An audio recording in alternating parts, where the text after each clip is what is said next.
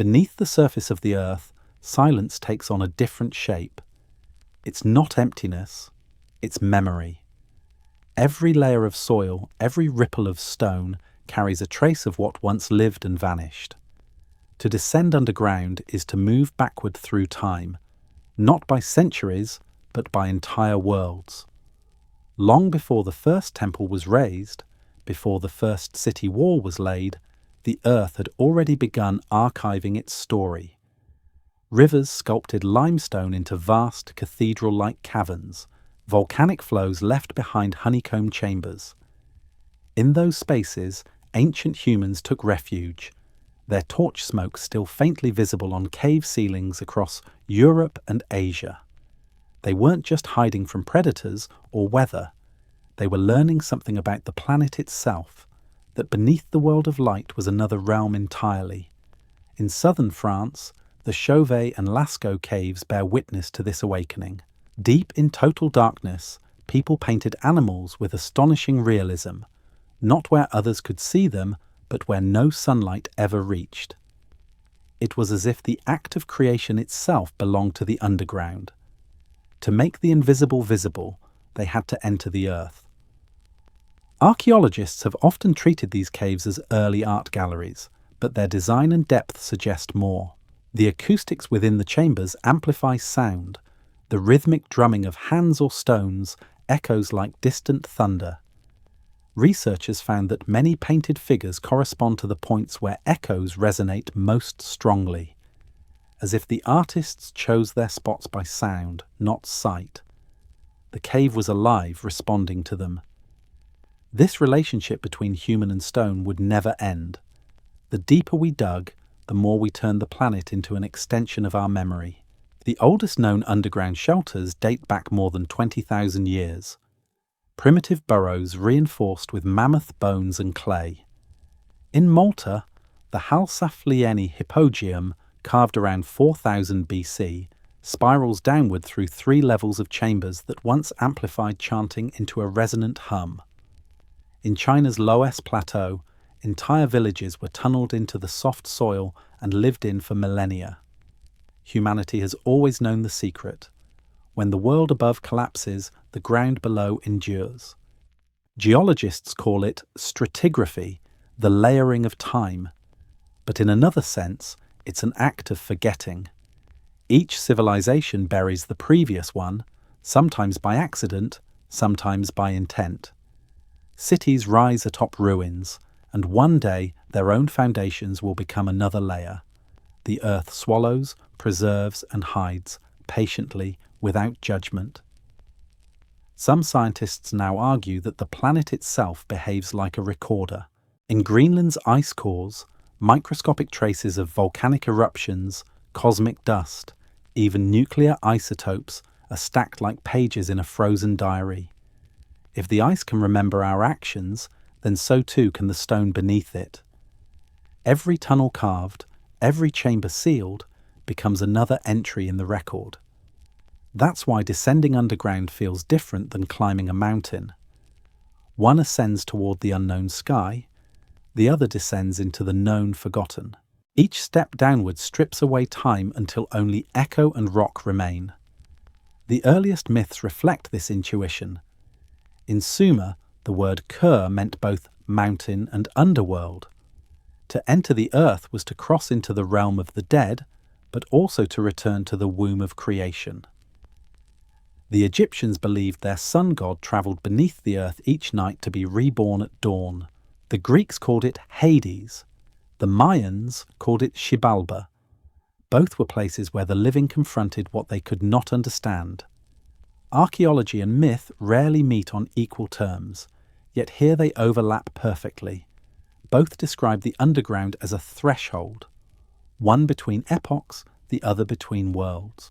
When scientists map subterranean networks today, from vast lava tubes in Iceland to kilometers of karst systems in Vietnam, they often find that these natural corridors intersect with sites of ancient habitation. It's as though early builders were following patterns already laid by geology, turning nature's arteries into their own. Perhaps they understood instinctively what we've begun to measure scientifically: that the earth is porous, that within its silence are highways of stone waiting to be filled with stories. Modern technology now allows us to peer into those layers without digging. Ground-penetrating radar reveals ghostly outlines of forgotten chambers. Magnetometry maps voids beneath ruins once thought solid. Entire cities have been rediscovered this way. Invisible civilizations hiding a few meters below our feet. In some places, the soil itself glows faintly on sensors, marking walls, roads, and tombs erased by time. The Earth, when scanned, becomes an X-ray of lost history. But what if that's only the beginning? What if much deeper networks lie beyond our reach, not erased, but deliberately hidden? After all, the instinct to bury runs through every epoch. We bury our dead, our treasures, our failures, and our fears. The underground becomes a mirror of the human psyche, the place where everything unspoken is stored. As we move forward in this journey, the question grows: did our ancestors carve these tunnels merely to survive? Or were they also building a map, a second world beneath civilization, one that records what the surface world tries to forget? Beneath the hum of modern cities, beneath the subway lines and fiber optic veins, the planet still breathes in silence. Somewhere in that darkness, the first stones of Derinkuyu wait. Their walls still hold the marks of hands that built them thousands of years ago. Hands that understood something we have only begun to remember. It began with a single wall collapsing. In the 1960s, a man repairing his home in Cappadocia, Turkey, struck through the plaster and expected to see bedrock. Instead, he found a tunnel, narrow, dark, stretching into the earth. When he followed it, he entered a labyrinth that no one above ground even knew existed. What he discovered would come to be known as Derinkuyu, the deep well. A city carved entirely beneath the surface, descending almost 300 feet, spreading across 18 known levels, and large enough to shelter 20,000 people along with their animals, food, and water. Derinkuyu is not a myth. It's stone, air, and geometry, a place that still breathes. The ventilation shafts run like arteries through the rock, dropping from level to level so that fresh air circulates even at the lowest depths. Engineers who have studied it call its design biological, each chamber connected like an organ within a living body. The city seems to inhale and exhale through the mountain itself. Everywhere there are traces of intelligence. Circular stone doors weighing hundreds of kilograms that could roll shut from the inside. Narrow corridors that force intruders to move single file. Wells tapping into underground aquifers so clean that even after centuries, the water is still drinkable. Wine presses, kitchens, chapels, stables, schools, all carved from volcanic tuff, a soft rock that hardens when exposed to air. Derinkuyu wasn't improvised. It was engineered. Mainstream archaeology dates its earliest layers to the first millennium BC, probably the Phrygians or early Christians seeking refuge from invaders. But that explanation only scratches the surface. The complexity suggests something much older, perhaps an inheritance expanded over generations until the purpose of the original builders was forgotten. Carving millions of cubic feet of stone with hand tools should have taken lifetimes. Yet the symmetry of the tunnels, the precision of air shafts, and the scale of excavation imply advanced knowledge of structural stress and airflow, skills that appear out of nowhere in the archaeological record. When modern engineers modelled Derinkuyu in 3D simulations, they found that even small miscalculations could have caused collapse. Whoever planned it understood load distribution far beyond what ancient records describe. Why build such a vast refuge? Cappadocia's history is layered with conquest: Hittites, Persians, Byzantines, Mongols, each leaving scars on the land. It's plausible that communities retreated underground to survive, but the city's depth exceeds any short-term need. You don't dig hundreds of feet into rock simply to wait out a raid. Some scholars have proposed that Derinkuyu was built in response to climate disaster, perhaps volcanic ash, perhaps something worse. Geological evidence shows a period of sudden environmental stress in Anatolia thousands of years ago, when the air was choked with dust and temperatures plummeted. In that context, a self-contained city makes sense. It was not a fortress. It was a life support system. Others see spiritual motives. The chapels carved into the rock aren't defensive, they're devotional. Symbols etched into the walls, crosses, suns, serpentine lines, suggest that faith was intertwined with survival. To descend might not have been an act of fear, but initiation. The underground could have been sacred, a place of rebirth after catastrophe, a womb of stone where life could begin again. Local folklore whispers of even deeper levels, sealed long ago. Archaeologists have traced blocked corridors leading away from the main complex toward neighbouring sites like Kaymakla. If those passages once connected multiple cities, they could form an underground network spanning tens of miles, perhaps the oldest human-made infrastructure on Earth. Imagine that for a moment. Entire populations moving unseen beneath the landscape while the surface world burned or froze above. The hum of torches against stone. The rhythm of breath in caverns engineered to keep it flowing. Civilization continuing in silence, waiting for the light to return. Even today, much of Derinkuyu remains unmapped. Entrances have collapsed or been deliberately sealed. Locals tell of sections where air still moves through hidden shafts, suggesting deeper chambers not yet found. If the tunnels were truly interconnected, the known site may only be the visible fraction of a buried continent. When early explorers entered its halls, they noticed something uncanny. The walls felt smooth, as if eroded not just by tools but by time itself. In some areas, the stone glows faintly under lamplight, iron minerals reacting with centuries of human presence. The place seems to pulse, as if alive. That's why travellers often describe Derinkuyu as breathing. The air circulates naturally, the silence hums softly, and the sensation of being watched by the mountain never fades. For the modern visitor, walking through Derinkuyu is disorienting.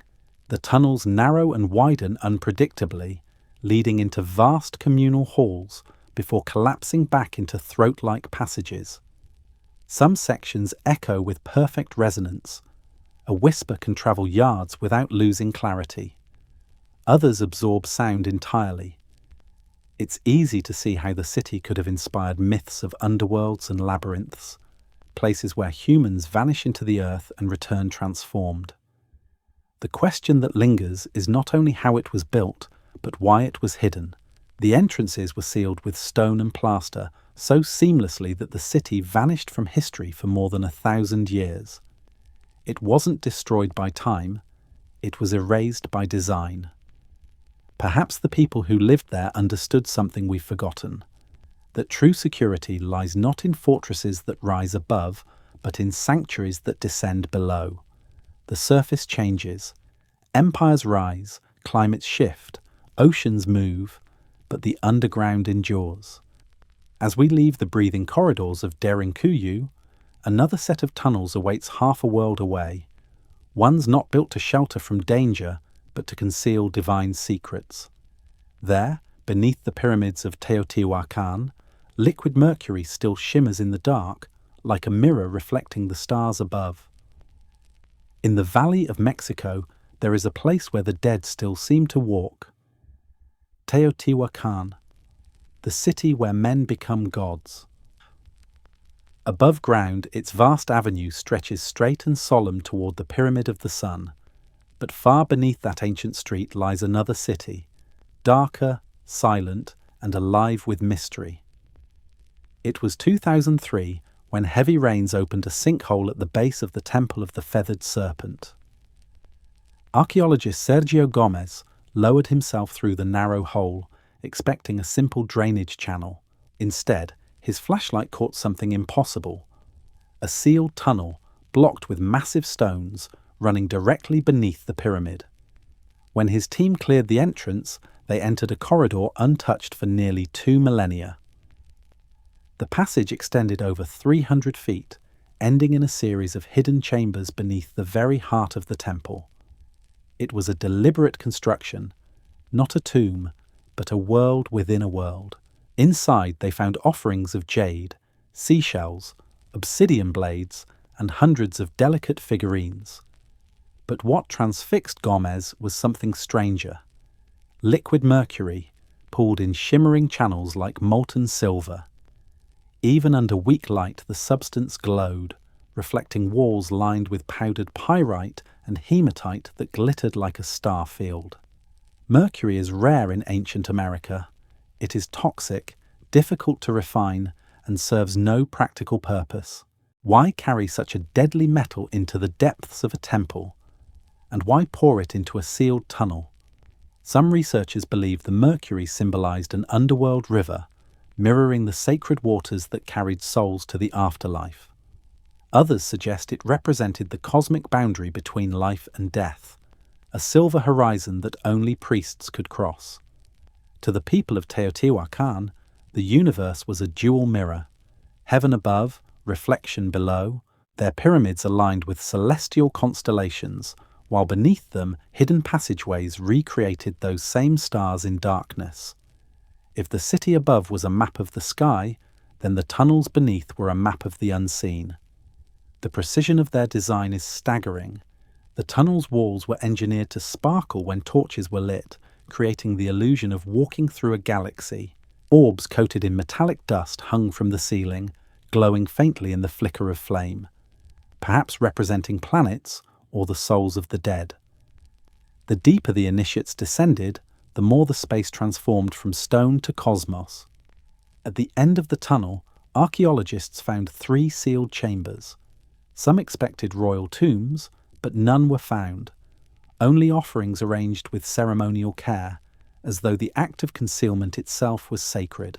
The entrance had been intentionally blocked, the path destroyed, and the secret locked away. Whoever closed the tunnel wanted no one to follow.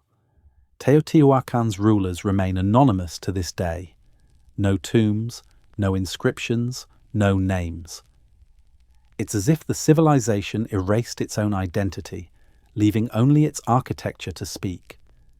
This anonymity may not be an absence but a design. Perhaps those who governed the city saw power not in visibility, but in disappearance. If Derinkuyu was built to preserve life, Teotihuacan's tunnels were built to preserve silence, a silence charged with meaning. The priests who entered these depths may have sought contact with deities or ancestors through ritual descent, stepping into an underworld crafted by human hands. In their mythology, creation itself began in darkness. The gods gathered underground to ignite the sun, sacrificing themselves so that light could return. To walk the tunnels was to reenact that cosmic birth, to die symbolically and emerge renewed. But there's another layer to the mystery. Mercury has strange properties.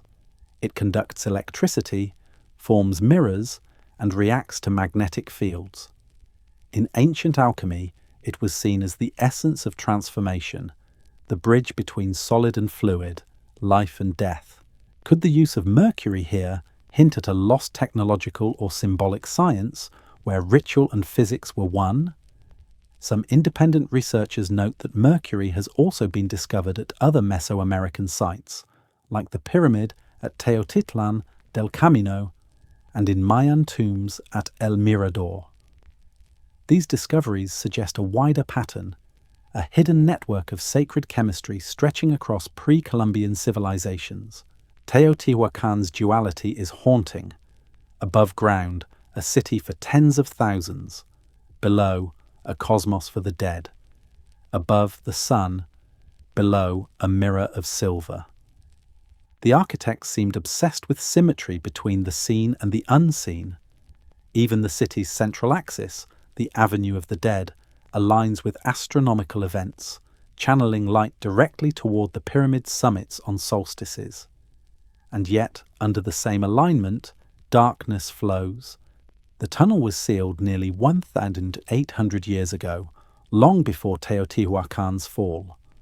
By the time the Aztecs arrived centuries later, the city was already ruins, yet its name endured.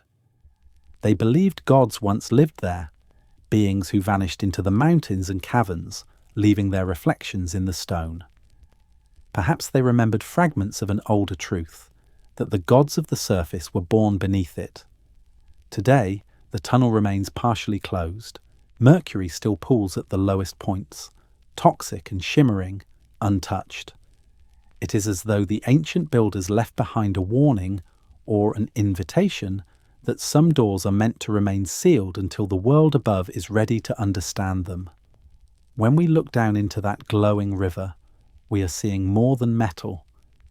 We are looking into humanity's reflection, into the desire to build the cosmos twice, once in the light and once in the dark.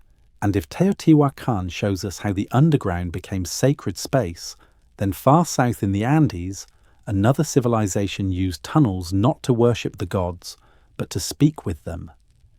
Their temples were carved to echo, to roar, to reshape the mind itself, and their legacy still trembles beneath the mountains of Peru.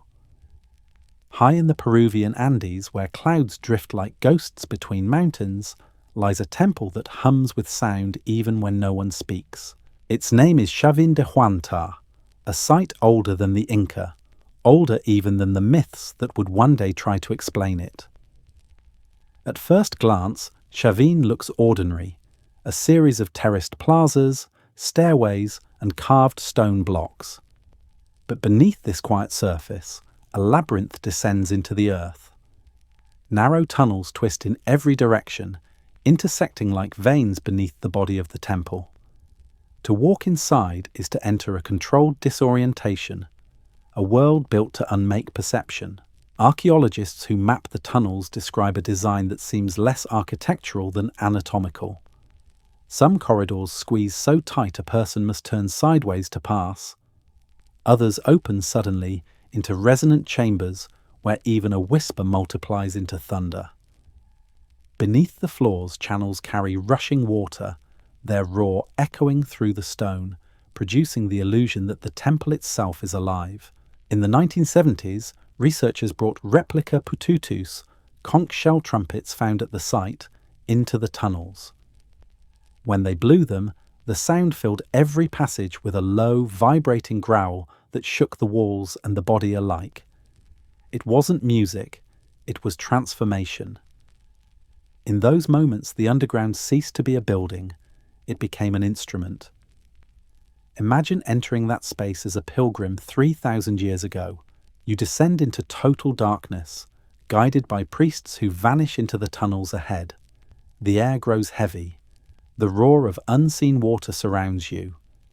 From the depths comes a thunderous voice, not human, not animal, but something between. You can't tell whether it's echo or speech. The walls vibrate, and your sense of direction collapses. You are no longer in the world of men. At the heart of this labyrinth stands the Lanzon, a 6-meter monolith carved with the snarling face of a fanged deity. Its eyes look in opposite directions, as if seeing both realms at once. The idol is hidden deep within the galleries, accessible only through twisting tunnels. The culmination of the journey. To reach it was to undergo a sensory death and rebirth. The builders of Chavín de Huántar understood what modern psychology would rediscover millennia later. That perception defines reality. By manipulating sound, darkness, and confinement, they induced altered states of consciousness, conditions in which the divine could be felt, not merely believed. Their underground architecture was not just a temple, it was a machine for transcendence. And this language of resonance was not unique to the Andes. Across the sea, on the island of Malta, another structure whispered the same truth. The hypogeum of Halsaflieni. Carved around 4000 BC, it descends 3 levels into limestone, a sanctuary where 7,000 souls were laid to rest. Within its deepest chamber, researchers discovered a strange phenomenon, a perfect standing frequency of 110 Hz. When a human voice chants within that range, the entire chamber vibrates as though the stone itself were singing back. Visitors describe the sensation as hypnotic, a low hum that blurs the boundary between body and sound. Ancient priests may have used this resonance to guide initiates into trance, to dissolve the self in vibration, just as the Andean shamans did through water and conch shell trumpets. Separated by oceans and millennia, both cultures learned the same secret, that the earth itself could be turned into an instrument, and that the voice of the divine was not spoken, it was felt. Some scholars call this the earliest example of neuroarchitecture, structures designed to change the human mind. When the conch trumpets roared, their frequencies aligned with the dimensions of the corridors, amplifying standing waves that resonated through bone and blood. The body itself became an instrument, vibrating with the voice of the god. There are hints that water played a similar role. During seasonal floods, the subterranean channels could transform the temple into a living soundscape, each passageway resonating at a different pitch. To those within, it would seem that the earth was speaking, or that they were hearing the heartbeat of something vast beneath their feet. Unlike Derinkuyu or Teotihuacan, Chavin's tunnels weren't built for protection or secrecy. They were built for experience, for deliberate psychological and spiritual disassembly. To descend was to lose the self. To ascend was to return remade. The art that decorates the temple reinforces this transformation. Swirling serpents, condors, jaguars, all in the process of becoming each other. Scholars believe these images represent shape-shifting, a sacred metamorphosis. Perhaps the sound, darkness, and water were not just sensory effects, but elements of a ritual designed to dissolve human boundaries, to make one fluid, like the animals or gods depicted on the walls. Even after centuries of study, no one knows exactly who built Chavín. The site predates the great Andean civilizations by over 1,000 years, yet its complexity implies a mature tradition. Its influence spread widely. Later cultures adopted its iconography and architecture, echoing its underground motifs long after the original builders vanished. There's an unsettling possibility here that Chavín de Huántar was not an isolated invention, but part of a larger, older current, a tradition that saw tunnels as portals between worlds, connecting surface and spirit. In that sense, its divine machine was one node in a network stretching far beyond the Andes. To this day, sound researchers exploring the site report strange phenomena. In certain chambers, frequencies below the threshold of human hearing create feelings of pressure, vertigo, even visions. It's as if the stones retain the resonance of the past, still vibrating with rituals long ceased. The earth remembers the frequency of worship. The builder's knowledge of resonance, symmetry, and sensory manipulation suggests a worldview unlike our own, one where architecture, physics, and spirituality were the same language. They weren't separating science from religion, they were using one to reach the other. Perhaps that's the true secret of Chavín, the realization that the underground doesn't just hide civilization, it amplifies it. It turns stone into voice, and voice into revelation. And once you hear that voice, it's impossible to forget. As the sound fades and the pilgrim returns to daylight, the mountains stand silent again, concealing the tunnels that still hum below. But myths across the world tell of other underground realms, not carved for sound, but for entire kingdoms hidden beneath the earth. From Tibet to Mongolia, they speak of cities of light and rulers unseen, a reminder that perhaps Chavín's tunnels were only one entrance into a much larger underworld. The deeper humanity digs into the earth, the more the myths begin to sound like memory. Stories of vast subterranean realms appear everywhere, told by cultures that never met, separated by oceans, yet describing the same thing. a hidden world beneath our own, inhabited by beings of great knowledge where light never dies. In the early 20th century, Polish explorer Ferdynand Ossendowski recorded tales he heard from Mongolian lamas, stories of a secret kingdom called Agartha. They said it stretched beneath the deserts and mountains of Central Asia, connected to the surface by tunnels known only to initiates. At its centre ruled the king of the world, an immortal sage whose thoughts could influence events above, guiding human destiny from the depths. Ossendowski's accounts fascinated Europe. To many they seemed pure myth. But others, explorers, mystics, even scientists, wondered if Agartha was more than allegory. They pointed to Tibetan legends of Shambhala, a radiant kingdom hidden beyond the Himalayas, where advanced beings preserved the wisdom of forgotten ages. According to Buddhist texts, Shambhala is both a physical place and a spiritual state, accessible only to those purified of ignorance. Yet its descriptions, golden domes, inner suns, endless tunnels, sound strikingly tangible. The parallels between Agartha and Shambhala are uncanny. Both are realms of light concealed within darkness. Both are ruled by enlightened beings who observe humanity from afar, and both are said to be reachable through secret entrances hidden across the world, under mountains, beneath pyramids, within the poles. By the 19th century, these legends converged into what became known as the Hollow Earth theory, the belief that our planet might contain vast inner spaces, even entire civilizations, shielded from surface life. Early proponents like Edmund Halley and John Cleves Simiz proposed that the Earth's poles might be gateways to these interior worlds. Though modern science refutes the idea of a hollow planet, the theory persists because it resonates with something older, an archetypal sense that beneath us lies not solid stone, but another domain. Why does this myth repeat across so many cultures? Anthropologists suggest that it stems from ancestral memories of real subterranean refugees, places like Derinkuyu or Chavín, magnified through oral tradition into divine realms.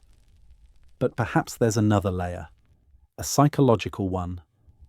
The underworld in all its forms mirrors the human subconscious, hidden, powerful, and filled with the truths we fear to face in daylight.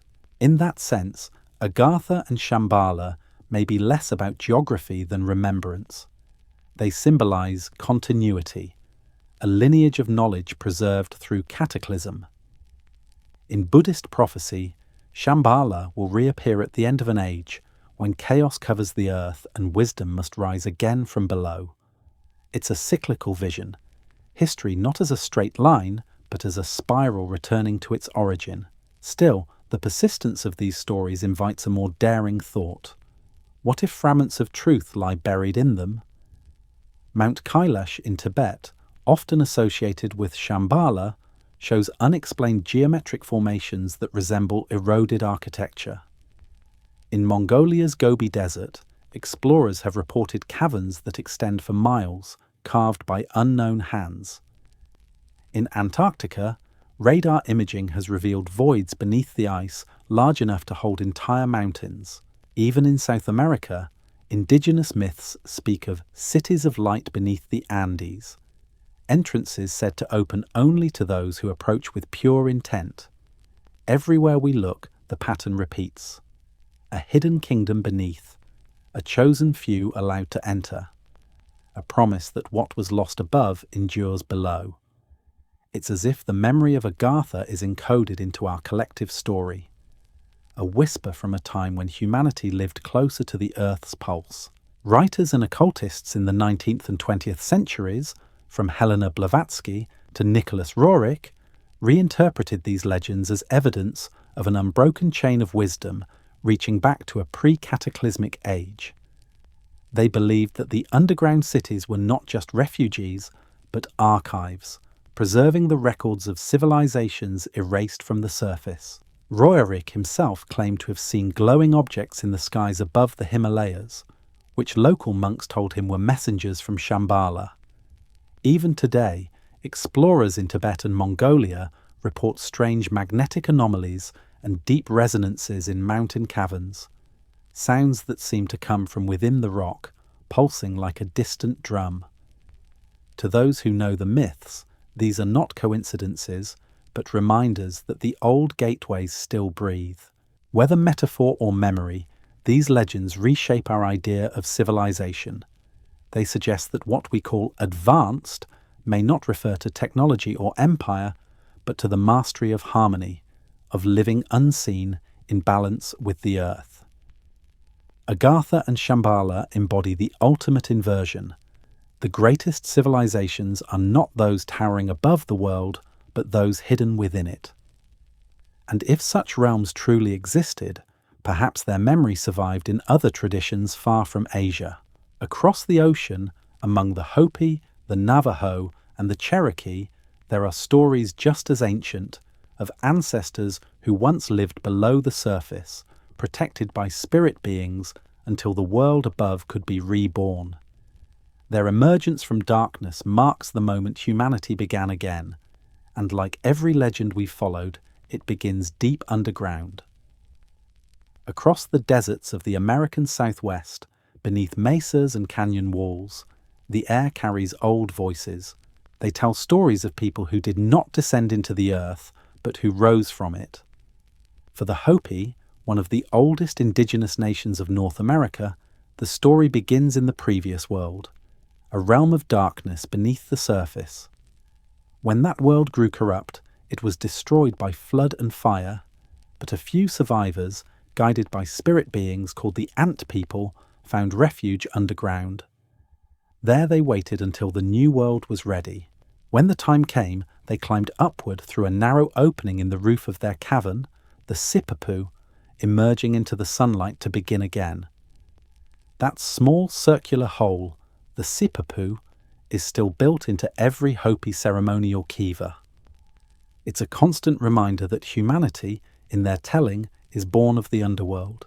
The Navajo tell a similar story, that humankind passed through a series of worlds, each destroyed in turn, by fire, by flood, by monsters, until they emerged into the fifth, our current age. The Cherokee farther east preserve tales of the people under the ground, who sometimes visit the surface, but always return to their hidden home. Even the Mandans of the northern plains recount their ancestors climbing from a great hole in the earth, guided by light from above. At first glance, these seem like creation myths, symbolic accounts of rebirth. Yet when compared to the archaeological record, their metaphors echo something tangible. Across the same regions, archaeologists have found evidence of ancient cliff dwellings and subterranean chambers, engineered not for ritual alone, but for survival. Could these myths preserve a memory of real refuges, like Derinkuyu in distant Turkey, places where early peoples hid from catastrophe and later emerged to rebuild? The geological record supports such an event. Around the end of the last ice age, roughly 12,800 years ago, North America experienced a rapid and catastrophic change. The Younger Dryas impact hypothesis suggests that fragments of a disintegrating comet struck the ice sheets, triggering global fires and floods. In a matter of weeks, temperatures plunged, megafauna died out, and much of the continent was rendered uninhabitable. In that moment, the only safety might have been below. If survivors took refuge in caves or natural tunnels, their descendants could easily transform those memories into cosmological truths, stories of emergence, renewal, and the cyclic destruction of worlds. Over generations, myth becomes scripture, but the origin, survival in darkness, remains. Anthropologists who study oral tradition note that indigenous stories can preserve accurate information for thousands of years. Some Aboriginal tales in Australia describe coastlines as they were during the last ice age. The Hopi and Navajo myths may do the same, encoding ancestral memories of a global event. Yet these are not just survival stories. They are philosophical systems. For the Hopi, the journey from darkness into light, is not a one-time event but a cycle. Each world is destroyed when humanity forgets its balance with the earth. Each time a remnant survives and begins anew. Their teachings warn that we are now in the fourth world, nearing the close of another cycle. When the fifth begins, it may again rise from beneath the ground. That pattern, descent, destruction, emergence, mirrors myths worldwide. In Sumer, the goddess Inanna descends into the underworld and returns reborn. In Egypt, the sun dies each night and rises from the horizon's dark waters. In Greek myth, Persephone's return from Hades brings spring. The theme repeats because it is more than metaphor. It is geology, psychology, and history woven together. Perhaps the underworld is not hell but memory, the place where humanity hides between cycles of renewal.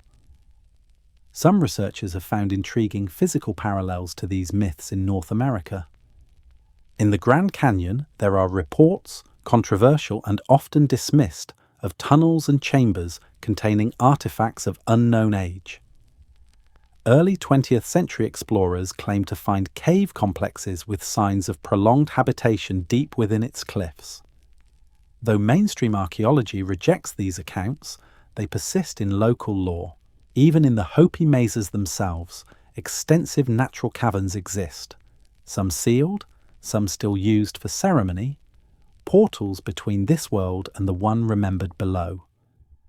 The Hopi say that when the world ends, their ancestors from beneath will return, the ant people who once sheltered humanity in darkness. Some interpret these as star beings, others as symbolic of the Earth's own guardians. In either case, the message is the same. When disaster comes, salvation lies below. Viewed through this lens, the myths of emergence are not primitive cosmologies, but sophisticated historical allegories. They describe how humans learn to survive cataclysm, how memory becomes myth, and how myth becomes instruction. Each time the surface world falls, the underground receives us, until we are ready to rise again.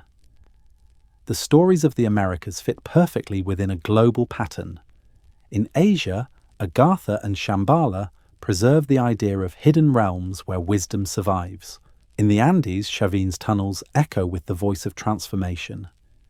In Anatolia, Derinkuyu breathes with the memory of survival. Across all these worlds, the underground is not death but continuity. And yet, continuity sometimes demands secrecy. Some tunnels, once sacred, became deliberately erased from record, as if the builders wished to vanish completely. Nowhere is that silence deeper or more deliberate than in eastern China, where beneath a small rural pond lies one of the greatest enigmas of human construction, a labyrinth of hand-carved caverns with no name in any history. In 1992, in the quiet village of Xianbeikun, Zhejiang province, a group of farmers decided to drain a pond. For generations it had been little more than a feature of the landscape, dark, still water filling a shallow depression. No one expected that beneath it lay an entire world. When the water finally receded, a yawning chamber emerged, not natural, but carved by human hands. Its walls were smooth, its corners sharp, its ceiling soared almost 100 feet high.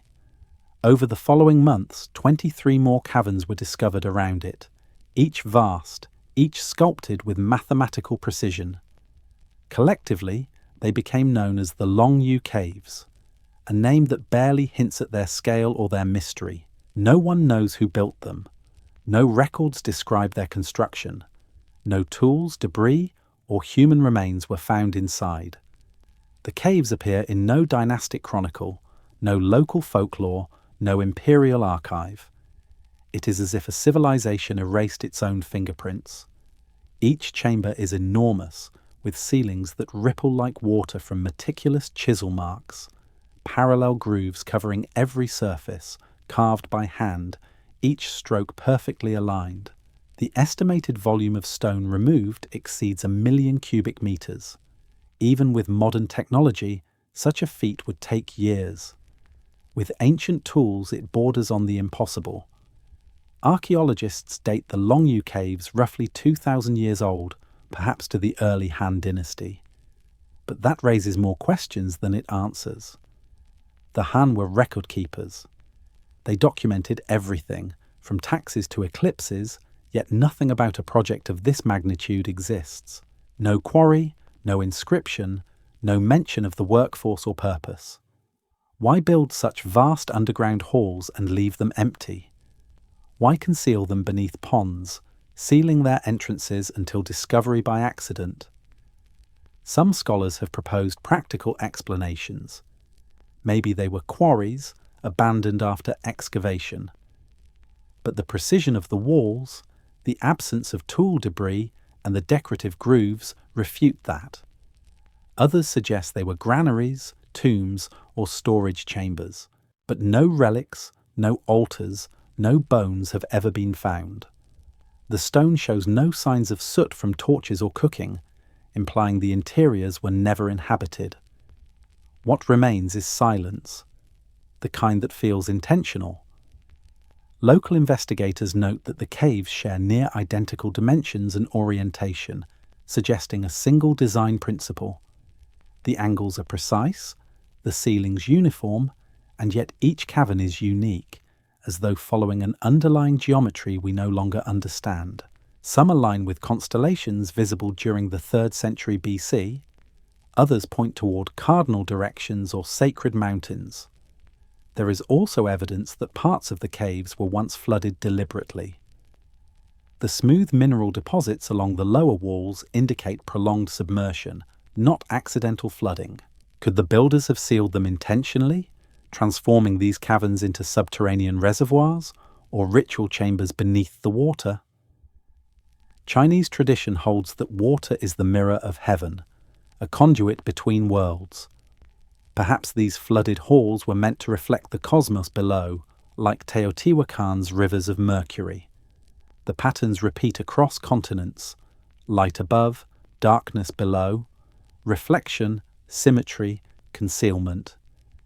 The more one studies Longyou, the stranger it becomes. Computer reconstructions show that each cave's acoustic properties are distinct. Some echo like cathedrals, others absorb sound completely. When sound engineers tested low-frequency tones within them, the vibrations amplified in rhythmic waves, as if the chambers were tuned to resonate. Could these have been used for sound-based rituals, or to amplify chanting, like Chavin's tunnels in the Andes? If so, the builders may have possessed an advanced understanding of resonance and stone acoustics long before such principles were rediscovered in modern physics. It would make the Longyou Caves not only an architectural marvel, but also a harmonic instrument, a temple of sound carved into the earth itself.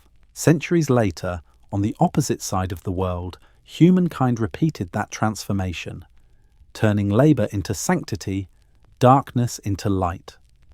In southern Poland, miners working the Wieliczka salt mine spent 700 years carving more than 300 kilometers of tunnels through solid salt.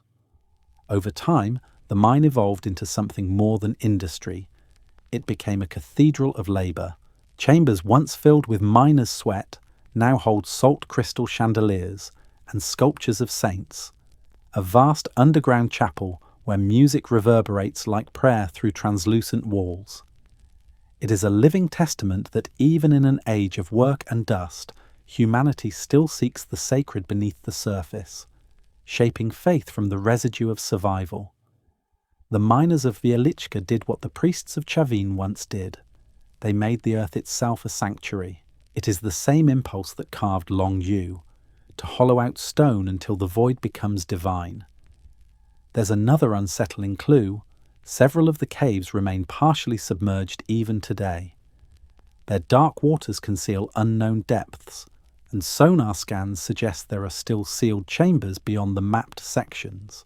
The government has restricted further excavation, citing safety. But some researchers suspect something deeper, that the caves might connect to a larger network still hidden beneath the hills of Zhejiang. Theories multiply. Some see them as a lost royal project, an underground city abandoned after a regime change. Others imagine them as remnants of a forgotten civilization predating recorded Chinese history. A few, looking beyond archaeology, note their resemblance to structures described in ancient Taoist texts. Palaces beneath the mountain where the immortals dwell. Perhaps that is what the builders intended.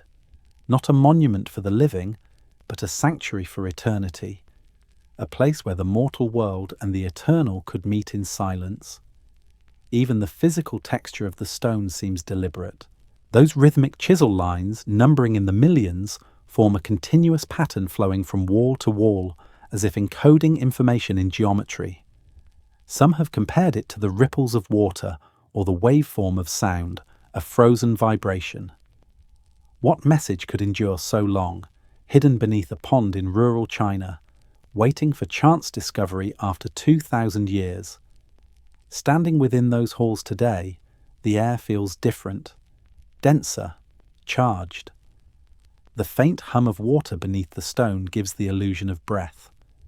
Visitors describe a sense of vast presence, as though the mountain itself remembers being hollowed out.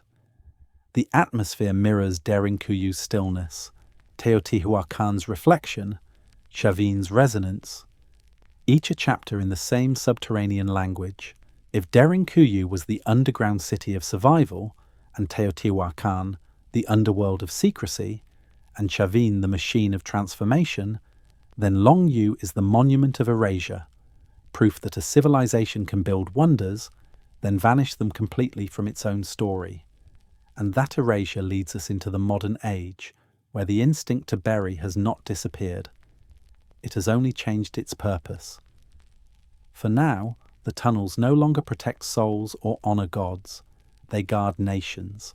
And somewhere in the mountains of China, the tradition of building vast hidden worlds has continued. Not for eternity, but for war. The instinct to go underground has never left us. Only the reasons have changed. Once tunnels sheltered faith and memory. Now they protect something colder. Power. In northern China, the same country that holds the silent enigma of the Longyou Caves, another network lies hidden. A system not carved by hand, but bored by modern machines. It is known to analysts as the Underground Great Wall, a labyrinth of reinforced tunnels said to stretch more than 3,000 miles, snaking beneath mountains, connecting provinces, and concealing the nation's most guarded secret, its nuclear arsenal.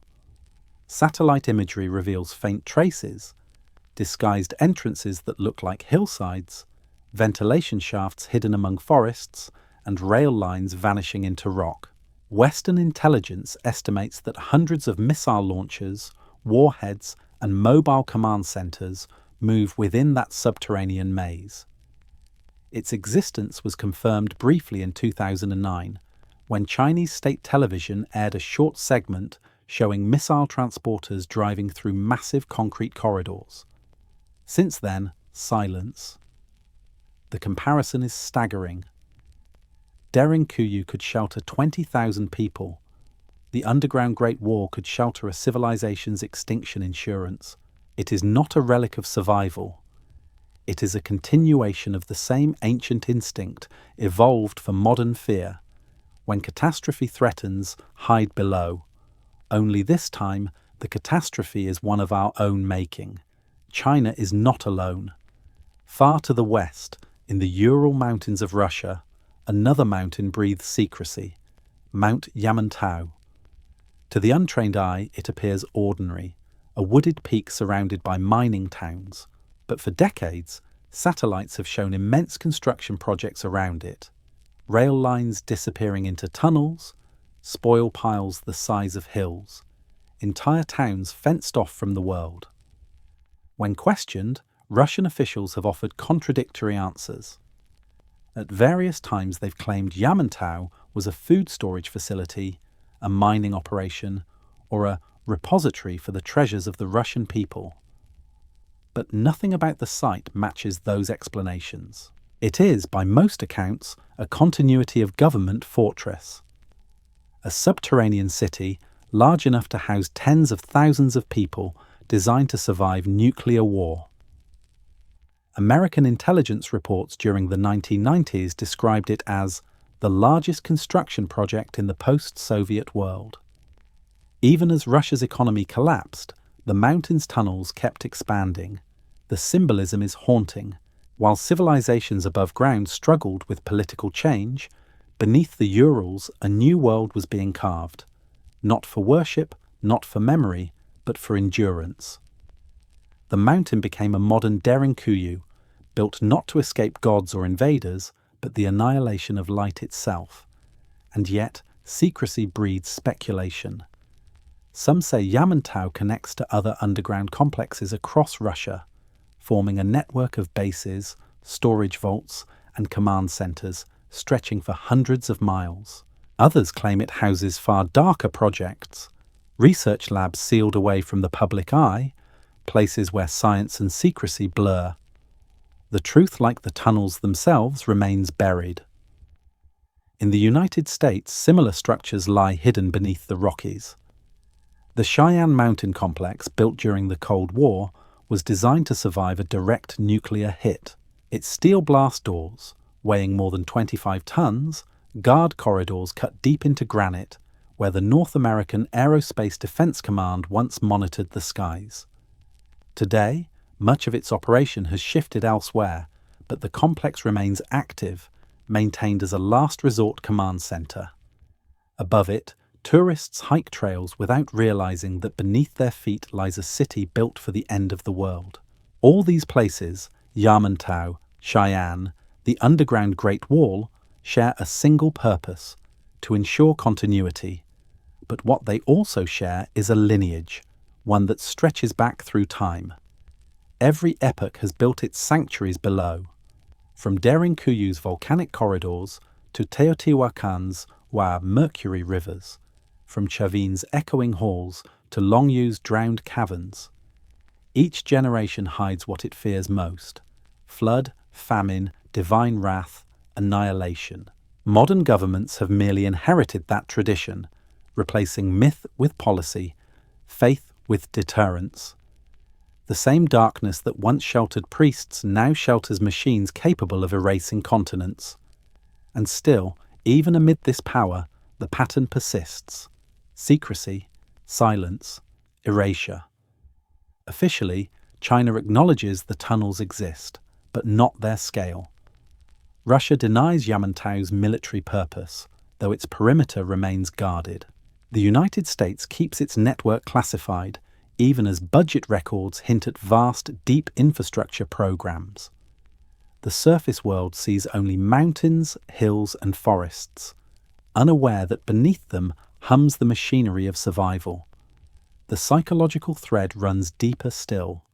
We call these projects defense, but they reveal an ancient anxiety that the surface cannot be trusted. Our species, even at its most advanced, still turns to the earth for protection, sealing ourselves within the same womb that sheltered our ancestors from storms and predators. The tunnels of power are not just strategic, they are archetypal. Every command bunker, every underground city, every sealed vault is a modern echo of humanity's oldest fear and its oldest faith. Perhaps that is why these places provoke both awe and dread. They remind us that while technology has changed, our nature has not. We still dig into the earth seeking salvation, but now the danger comes from what we have created ourselves.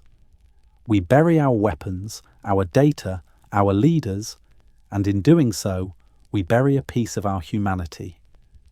Yet even within this shadowed world of secrecy, one story stands apart, one that blurs the boundary between fact and legend, between classified technology and mythic imagination. It began in the American desert, where rumors spoke of tunnels far deeper than any government admitted. Tunnels where experiments took place that no one was meant to survive. Its name has become a modern myth whispered alongside Agartha and Shambhala. The Dulce Base.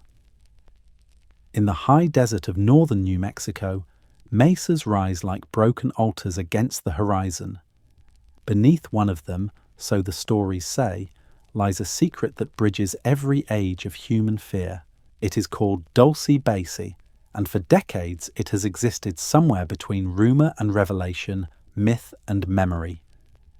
The story begins with a man named Phil Schneider, a geological engineer who claimed to have worked on deep underground construction projects for the US government during the 1970s. According to his testimony, these projects were part of a network of DUMBs, deep underground military bases, connected by high-speed tunnels that spanned the continent. The facilities, he said, housed not only nuclear weapons and classified research, but something stranger, beings that were not human. Schneider told of an incident during the excavation of a new tunnel near Dulce, New Mexico, when workers accidentally broke into a vast cavern already occupied. A firefight followed. He said he was wounded by a weapon that emitted blue-white plasma, a burn unlike anything seen before. Dozens of soldiers and engineers, he claimed, were killed before the surviving teams sealed the cavern. What remained was a joint facility, part human, part something else. To skeptics, Schneider's story is pure fabrication. No verifiable documents exist, and no one has confirmed his account.